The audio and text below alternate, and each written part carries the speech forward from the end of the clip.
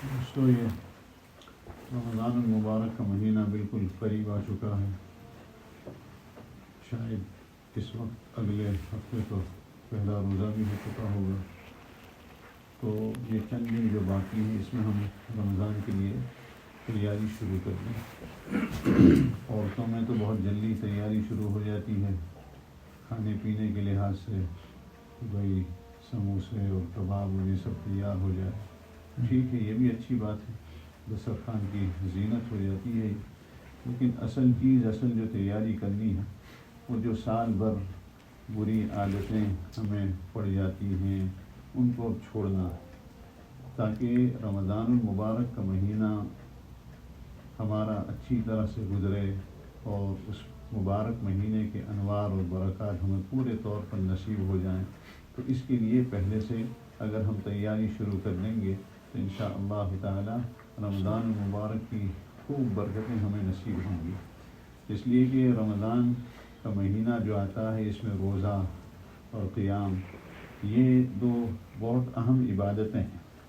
لیکن اس کا مطلب یہ نہیں کہ وہ صرف دن بھر بھوکا رہنا وہی روزہ ہو گیا، اور رات کو کچھ قیام کر لیا، کچھ نمازیں پڑھ لی وہی قیام ہو گیا. نہیں، بلکہ اللہ کے نبی علیہ السلام کی ایک حدیث تو بہت ڈرا دیتی ہے، جس میں آپ صلی اللہ علیہ وسلم نے فرمایا کہ رب صائم لیس له من صیامہ الا الجوع ورب قائم لیس له من قیامہ الا السحر، اور کما قال علیہ السلام کہ بہت سے روزے دار ایسے ہوتے ہیں کہ جن کے لیے بھوکے رہنے کے سوا کوئی ثمرہ نہیں ہوتا روزے کا، کوئی فائدہ نہیں ہوتا روزے کا سوائے اس کے وہ بھوکے رہتے ہیں. اور بہت سے رات کو قیام کرنے والے ان کے لیے سوائے رات جاگنے کی تکلیف اٹھانے کے اور کوئی ان کو کچھ حاصل نہیں ہوتا. تو یہ وجہ یہ کہ وہ یہ سمجھے کہ بھئی روزہ صرف بھوکا رہنے کا نام ہے اور قیام صرف رات کو کچھ جاگ لینے کا نام ہے. نہیں، بلکہ یہ تو بہت اہم عبادتیں ہیں، اور اس کو صحیح معنی میں آداب کے ساتھ اگر کیا جائے تو اس کے پورے فائدے ہمیں حاصل ہو سکتے ہیں. اس کے لیے سال بھر جو ہم سے گناہ ہوئے ہیں، زبان کو ہم نے غلط استعمال کیا، آنکھوں کو غلط استعمال کیا، اور اسی طرح اور بھی جو گناہ کے کام ہم جس کے عادی ہو چکے ہیں انہیں چھوڑنے کی اب کوشش کی جائے اور اس کا اہتمام کیا جائے، تاکہ رمضان المبارک کا مہینہ آئے اس سے پہلے ہم گناہوں سے پاک صاف ہو چکے ہوں اور اچھے کام کی عادت ہمیں پڑ جائے. علماء نے، مشائخ نے 6 اہم آداب ذکر کیے ہیں جن کا روزے کے لیے چند یعنی تقریباً 6 اہم آداب ذکر کیے ہیں کہ اس کا اہتمام کرنا بہت ضروری ہے.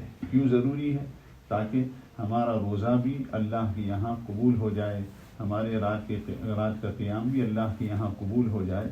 تو ان میں سے ایک تو زبان کی حفاظت، کہ غیبت سے، جھوٹ سے، اور اسی طرح لغویات سے، بیہودہ باتوں سے، ان تمام چیزوں سے ہم اپنی زبان کو محفوظ رکھیں. تو ابھی سے اگر اس کی مشق ہم شروع کر دیں گے اور اہتمام شروع کر دیں گے تو انشاءاللہ تعالی رمضان کا مہینہ شروع ہوگا تو پھر ہمیں خیال رہے گا کہ اب مجھے زبان سے کوئی غلط بات نہیں نکالنی چاہیے. اب میری زبان صرف اللہ کی یاد اور اسی طرح قرآن کریم کی تلاوت میں چلنی چاہیے.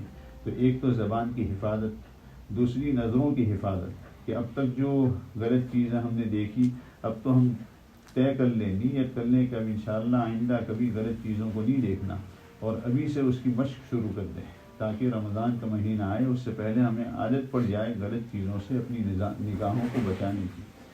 اس کے بعد پھر جسم کی حفاظت ہے کہ جسم سے بھی کوئی غلط کام صادر نہ ہو، ہاتھ بھی کہیں غلط نہ چلیں، پیر بھی کہیں غلط نہ چلیں. اب تک جو کچھ ہوا ہے اس پر اللہ سے معافی مانگ لیں اور آئندہ کے لیے طے کر لیں کہ انشاءاللہ اب تو اپنے تمام جسم کو صحیح معنی میں استعمال کرنا ہے. تو اس طرح پھر انشاءاللہ تعالی رمضان کے مہینے میں بھی ہمیں احتیاط کی توفیق نصیب ہو جائے گی. اس کے علاوہ پھر کانوں کی حفاظت ہے کہ اب تک جو کانوں سے غلط چیزیں ہم سنتے رہے اور وہ ہمارے کانوں میں پڑتی رہی، تو اب ہم کوشش کریں کہ اب ان تمام چیزوں سے ہم اپنے کانوں کو بھی بچائیں. اس لیے کہ غیبت، جیسے ایک روایت میں آپ صلی اللہ علیہ وسلم نے غیبت کرنا اور غیبت کو سننا دونوں کو ایکول اور برابر کا گناہ قرار دیا ہے. تو اس لیے بری باتوں کو سننا، غلط باتوں کو سننا، غیبت کو سننا، اسی طرح اور بھی جو حرام چیزیں ہیں ان کو سننا، اس سے بھی ہمیں اپنے آپ کو بچانا ہے تاکہ ہمارا روزہ صحیح ہو. اور پھر اس کے علاوہ آگے جو حلال روزی اللہ کی طرف سے دی جاتی ہے تو حلال چیزوں کو کھانے میں بھی کچھ کمی کی جائے. ہمارے یہاں تو یہ ہوتا ہے کہ رمضان میں اللہ کی طرف سے روزی میں اضافہ ہوتا ہے تو ہم پہلے سے زیادہ کھانے پر ٹوٹ پڑتے ہیں. نہیں، بلکہ روزے سے مقصود قوت شہوانیہ، قوت بہیمیہ اس کو کم کرنا ہے اور قوت نورانیہ اور قوت ملکیہ اس کو بڑھانا ہے. اور اس کے لیے یہ ضروری ہے، اس لیے کہ انسان جب بہت پیٹ بھر کے کھاتا ہے تو پھر سستی آتی ہے، پھر اس کی طبیعت اچھے کام کی طرف نہیں چلتی. تو اس لیے علماء نے آداب میں اس کو بھی ذکر کیا ہے کہ کھانے کے لحاظ سے بھی تھوڑی کمی کی جائے تاکہ جو شہوانی قوتیں ہیں وہ کم ہو جائیں اور نورانی قوتیں ہمارے اندر بڑھ جائیں.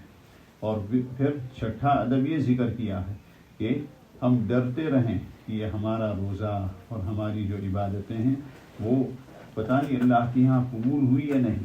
تو ڈرتے رہیں ہمیشہ اور مانگتے رہیں اللہ سے کہ یہ عبادتیں بھی اللہ کے یہاں قبول ہو جائے. تو اس کے لیے اگر ہم ابھی سے ہم شروع کریں گے اور کوشش کریں گے اور اللہ سے مانگتے بھی رہیں، اس لیے کہ اچھے کام کی توفیق اللہ سے مانگنا اللہ کو یہ پسند ہے اور اللہ پاک ضرور مدد کریں گے کہ میرا بندہ برائیوں سے بچنا چاہتا ہے اور میری طرف آگے بڑھنا چاہتا ہے تو اللہ پاک اس کی ضرور مدد کریں گے. تو لہٰذا ابھی سے ہم اس کی کوشش شروع کر دیں تاکہ پھر رمضان المبارک کا مہینہ ہمارا اس طرح گزرے کہ ہماری جسم کا ہر عضو گناہوں سے بالکل پاک صاف رہے اور پھر رمضان المبارک کی جو برکتیں ہیں اور نورانیت ہیں اور روحانیت ہے اس کا پورا فائدہ ہم حاصل کریں. اللہ پاک ہم سب کو نصیب فرمائے.